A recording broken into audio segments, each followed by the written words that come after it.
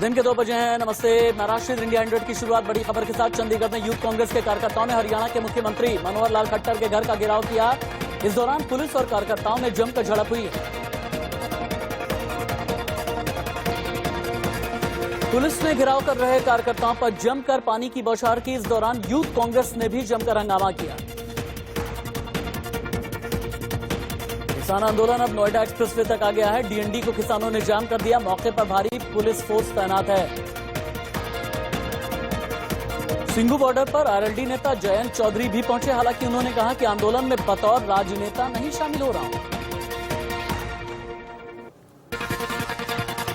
किसान नेता बूटा सिंह ने कहा कि हमने कमेटी बनाने का प्रस्ताव ठुकरा दिया। यह आंदोलन को ठंडा करने की कोशिश की जा रही है।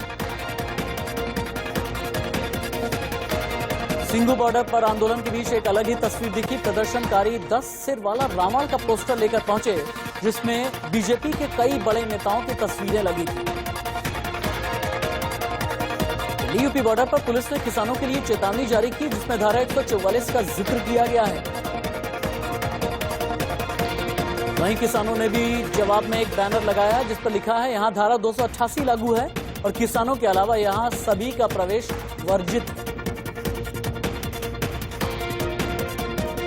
कृषि कानूनों के खिलाफ प्रदर्शन कर रहे किसानों के समर्थन में यूपी के अलीगढ़ से भारतीय किसान यूनियन के कई नेताओं ने दिल्ली कूच की।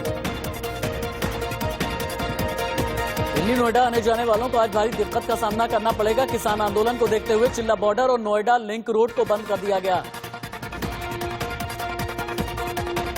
किसान आंदोलन को देखते हुए दिल्ली नोएडा बॉर्डर पर भारी सुरक्षा बलों की तैनाती की गई और दिल्ली नोएडा बॉर्डर को सील कर दिया गया।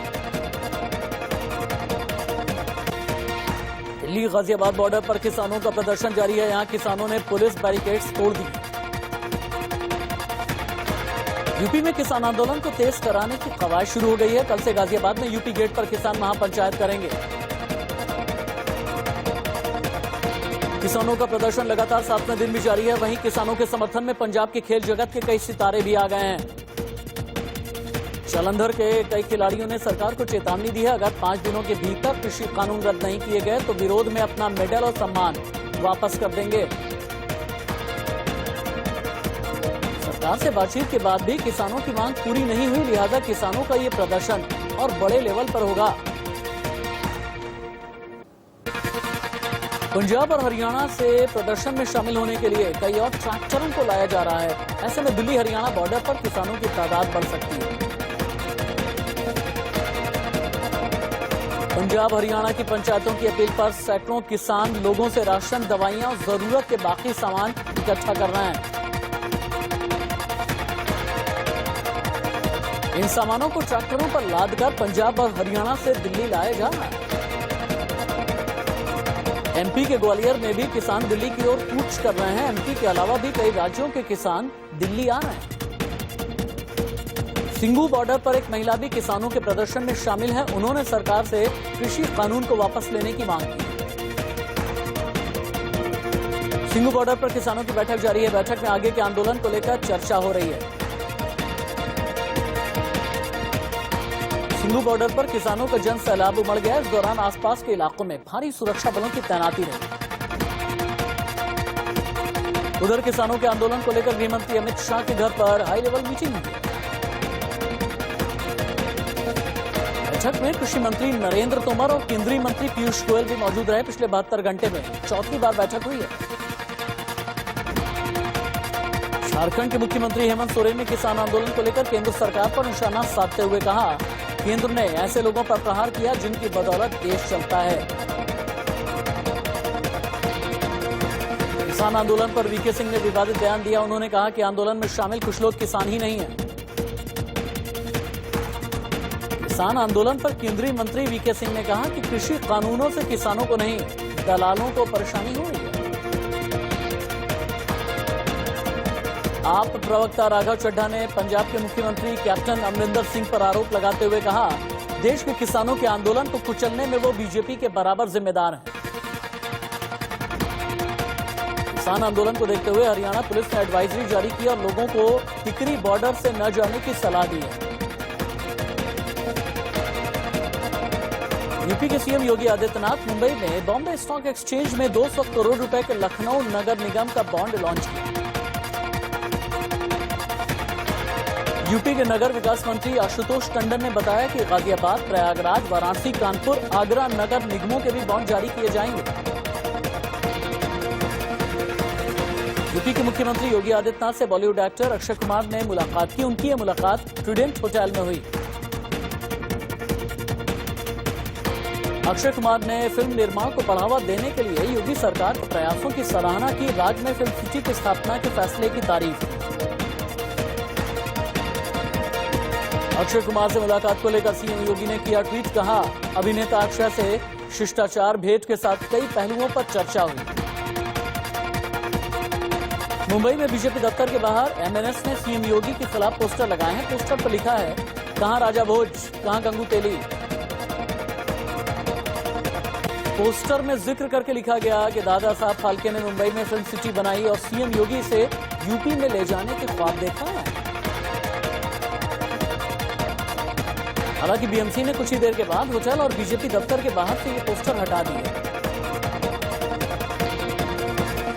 यूपी के मुख्यमंत्री योगी आदित्यनाथ के महाराष्ट्र दौरे को लेकर सीएम उद्धव ठाकरे ने हमला बोला और कहा, महाराष्ट्र से कोई भी जबरदस्ती व्यापार नहीं ले जा सकता। इस दौरान उद्धव बोले, अगर हमसे कोई कंपटीशन करता है तो हमें कोई एतराज नहीं है, लेकिन मुंबई से कारोबार ले जाना आसान नहीं है।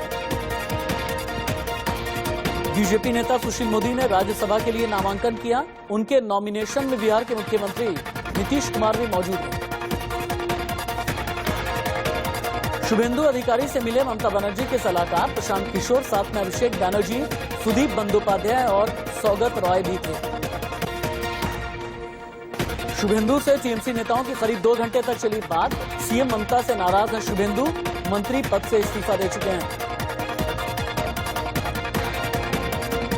केंद्रीय मंत्री रामदास आठवले मुंबई में ई रिक्शा लॉन्च करेंगे। ये कार्यक्रम मालाबार हिल्स में होगा।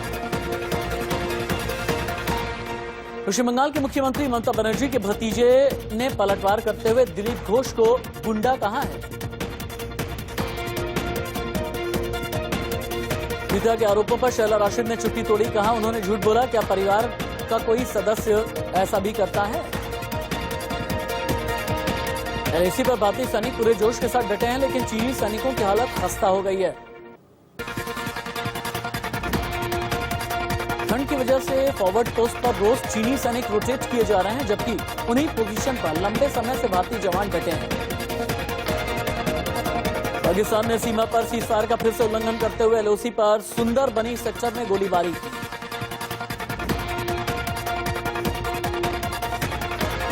पाकिस्तानी सेना ने सीमा पार से बट्टाल इलाके में भी फायरिंग की, जिसका भारतीय जवानों ने मुंहतोड़ जवाब दिया। ब्रिटेन में अगले हफ्ते से फाइजर वैक्सीन को डोज लोगों को लगनी शुरू हो जाएगी। ट्रायल में फाइजर वैक्सीन 95% तक असरदार साबित हुई है। पीएम मोदी ने कोरोना वैक्सीन को लेकर कल सर्वदलीय बैठक बुलाई है। बैठक में सभी पार्टियों के नेता शामिल होंगे। बेंगलुरु में कोवैक्सीन के फेज 3 का ट्रायल आज से शुरू हो गया है। ट्रायल के बाद कोवैक्सीन के बाजार में आने की उम्मीद है। भारत में कोरोना की रफ्तार जारी है। पिछले 24 घंटे में 36,604 मरीज सामने आए हैं।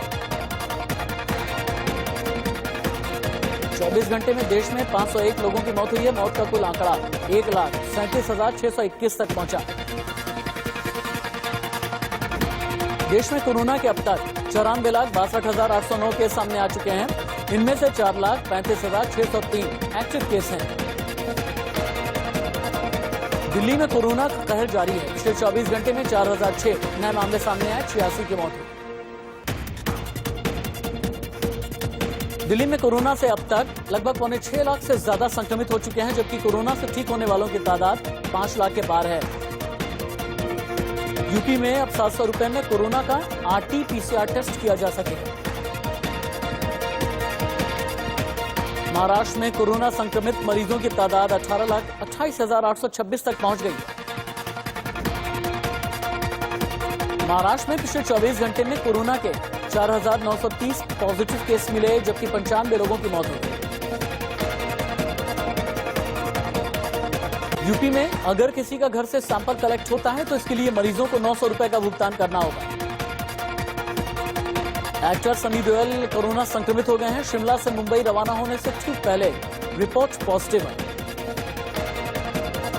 यूपी के गाजियाबाद में किसान आंदोलन और आने वाले त्योहारों के चलते जिले में धारा 144 को 20 जनवरी तक बढ़ा दिया गया।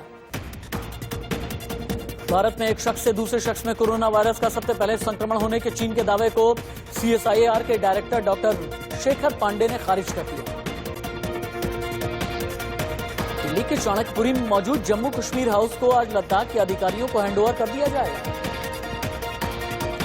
बुरेवी चक्रवात की वजह से केरल के कई शहरों में ऑरेंज अलर्ट जारी किया गया है।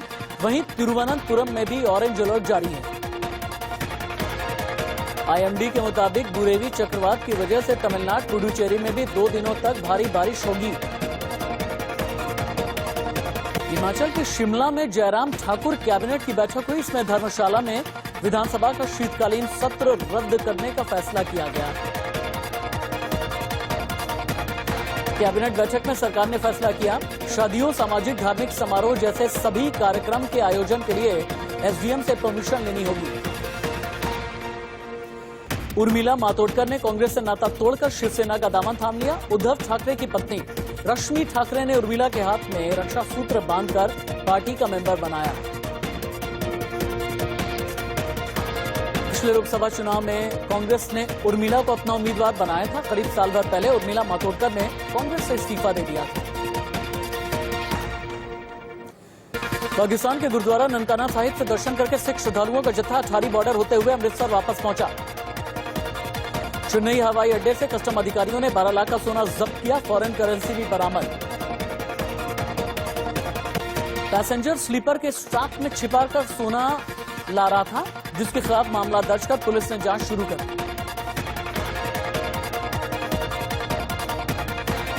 यूपी के बहराइच में बहू ने अपनी सास को जलाने की कोशिश की। मौके पर पहुंची पुलिस ने अधजली हालत में अस्पताल में एडमिट किया।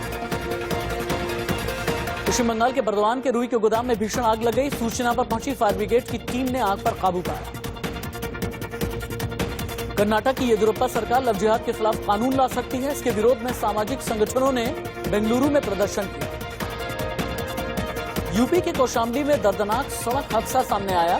बालू से लदा ट्रक स्कॉर्पियो पर पलट गया। हादसे में स्कॉर्पियो सवार सभी 8 लोगों की मौत हो गई। शादी समारोह से सभी लोग वापस आ रहे थे। भगोड़े नीरव मोदी के प्रत्यर्पण पर 7-8 जनवरी को फाइनल सुनवाई होगी। PNB घोटाले में नीरव मोदी फरार चल रहा है। SBI ने NPCI और जापान की JCB के साथ मिलकर लॉन्च किया contactless debit card. Dual interface feature से लैस है कार्ड। ग्राहक इस कार्ड से कॉन्टैक्ट और कॉन्टैक्टलेस दोनों लेन देन कर सकते हैं। ओयो होटल्स IPO आने तक 7200 करोड़ रुपए खर्च करने को तैयार। कहा, बाहरी शेयर धारकों को कोई दबाव नहीं। दिल्ली में कमर्शियल सिलेंडर के दाम में 56 रुपए की बढ़ोतरी। घरेलू रसोई गैस की कीमत में कोई बदलाव नहीं। नवंबर में 1,05 करोड़ रुपए का GST कलेक्शन हुआ। अक्टूबर में भी 1 लाख से अधिक GST collection. T20 world cup के लिए पाकिस्तान क्रिकेट बोर्ड को भारतीय वीजा नहीं मिलने का डर सताने लगा है। ऐसे में उसने टूर्नामेंट को UAE में कराने की मांग की। लंका प्रीमियर लीग में पाकिस्तान के पूर्व कप्तान शाहिद अफरीदी को गुस्सा आ गया। अफरीदी की अफगानिस्तानी बॉलर नवीनुल हक से बहस हो गई। दुनिया भर में कोरोना से अब तक 6 करोड़ 39 लाख से ज्यादा लोग संक्रमित हो चुके हैं, जबकि 14,80,000 से ज्यादा लोगों की मौत हो चुकी है। अमेरिका में कोरोना से संक्रमितों का आंकड़ा 1 करोड़ 39 लाख के पार चला गया, जबकि मरने वालों की तादाद 2,75,000 से ज्यादा है। कोरोना से ब्राजील में अब तक करीब 1,73,000 से ज्यादा की मौत हो चुकी है, जबकि 63 लाख से ज्यादा संक्रमित हैं। रूस में अब तक संक्रमितों की तादाद 23,22,000 के पार चली गई, जबकि मरने वालों का आंकड़ा 40,000 के पार है। मेक्सिको में कोरोना से अब तक 1,05,000 से ज्यादा की मौत हो चुकी है, जबकि 1,11,000 से ज्यादा लोग संक्रमित हैं।